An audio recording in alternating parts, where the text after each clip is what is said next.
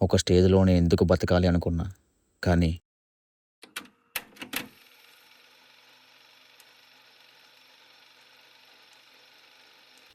అలా ఎక్కడ చూసినా అన్నిట్లోని ఫెయిల్యూర్స్. లైఫ్ ఇంకా కష్టంగా మారిపోయింది. ఏం అర్థం కాలేదు. ఏం చేయాలో తెలియలేదు. అసలు బతకడం మానేసా. మాట్లాడడం మానేసా. నవ్వడం కూడా మానేసా. ఆ రోజు వరకు. నా పరిస్థితి చూసి ఆ రోజు మా అమ్మ ఇలా అన్నారు. నేను బతికి ఉన్నది నీకోసమేనా అన్న. అన్నిట్లోని ఫెయిల్యూర్స్ చూసిన నేను మా అమ్మ ప్రేమలో మాత్రం చూడలేదు. ఈ ప్రేమని కాపాడుకోవాలి. ఆనందంగా ఉంచాలి అనుకున్నా. అప్పటి వరకు నేనేం చేయలేను అనుకున్న నాకు మా అమ్మ కోసమైనా ఏదో ఒకటి చేస్తే బాగుంటుందని అనిపించింది. అలా ఒక జాబ్లో జాయిన్ అయ్యా. శాలరీ కోసం కష్టం కోసం ఆలోచించలేదు. నెక్స్ట్ 2 ఇయర్స్లో ఇంక్రిమెంట్ ప్రమోషన్ కూడా వచ్చింది. అప్పులు క్లియర్ అయ్యాయి. ఉన్న ప్రాబ్లమ్స్ క్లియర్ చేశా. మా అమ్మకి ఆనందాన్ని కొనగలిగాను. అలా ఎన్నో మారే.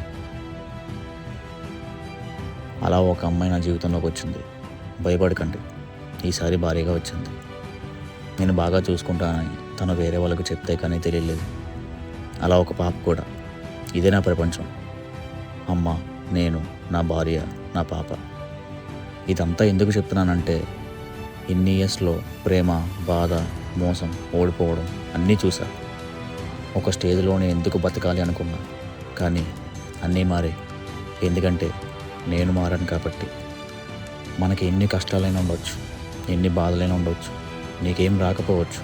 కానీ ఇవన్నీ మారాలంటే ముందు మనం మారాలి. మన ప్రయత్నం మారాలి. నువ్వు మారకపోతే ఏదీ మారదు. మనం పుట్టాక అందరం మొదటి అడుగు తరబడుతూనే మొదలు పెడతాం. కానీ ఆ రెండో అడుగు కరెక్ట్గా పడాల్సింది ఇలాంటి టైంలోనే. ఆ రెండో అడుగు నేను కరెక్ట్గా చూస్ చేసుకున్నా. మరి మీరు?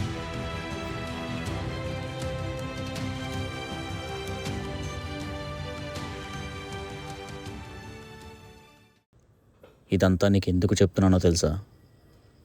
ఈ జీవితం ఎన్ని కష్టాలు దాటి నీ వరకు చేరుకుందో నీకు తెలియాలని.